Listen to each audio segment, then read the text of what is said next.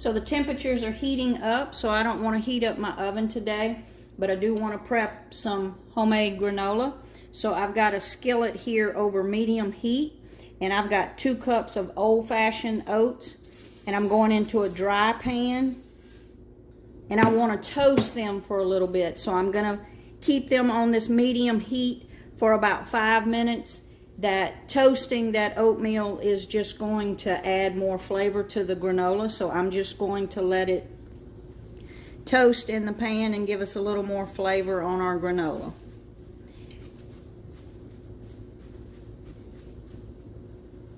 And I'll stir that 3 or 4 times as it's toasting in the pan. So this has been toasting somewhere between 5 and 8 minutes. And you can smell it. You'll begin to, when you start smelling the oats, that's when they're nice and toasted. So now I'm going to add some other things. A tablespoon of chia seeds. And any of these ingredients are optional. This is just what I do.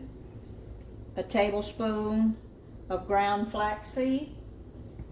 And I've got 1/4 cup of mixed seeds. I've got sunflower and pumpkin. Again, you could do all pumpkin or all sunflower.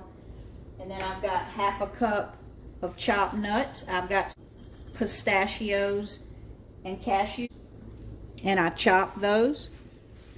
So I'm just going to stir that all together.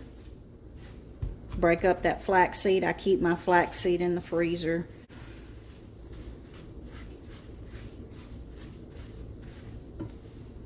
Then we're just going to kind of make a well in the center of this.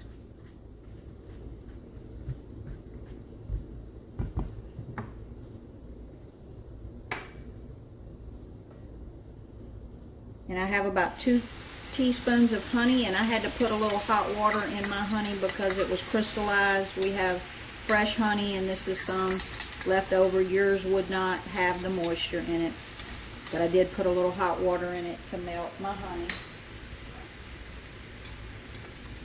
And then I've got natural peanut butter here. I've got 2 tablespoons of natural peanut butter. Again, you could use almond butter, you could use any nut butter you like.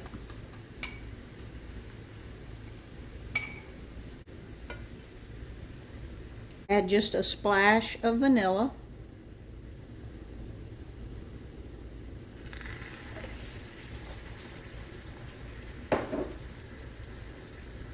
And I'm just going to start incorporating all that together.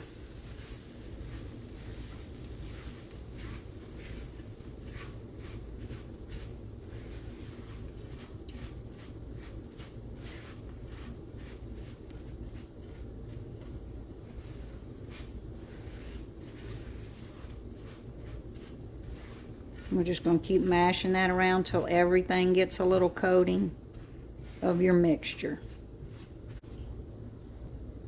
So as you can see, we've got that all incorporated. Now, if you wanted bigger clumps of granola like you get in the store, mine's not going to be in large clumps. You would add another tablespoon. You could do 3 tablespoons of honey and 3 tablespoons of the nut butter. But I was just looking to cut down on the sugar a little bit. So mine is just going to be a crunchy topping. Normally what I use mine for is to top my yogurt and my little dessert bowls that I make. So I'm not necessarily looking for the large clumps of granola, but you could definitely add more sweetener if you wanted to. So now we're just going to pour that onto a pan and let it cool. I'm going to spread that all out. You see how toasty all of that is? A lot of flavor. Much better than what you get from the store. So just a warning, while you're letting it cool, you'll lose some volume, as everyone that comes through the kitchen can smell the roasted granola and grabs a handful as they come through. But the way I like to store mine is in the refrigerator in a mason jar. So I will jar this up, put a lid on it, put it in the refrigerator, and I got granola whenever I want it. And as you can see, it makes about a quart. There was probably a quart there before all the hands got in it while it was cooling.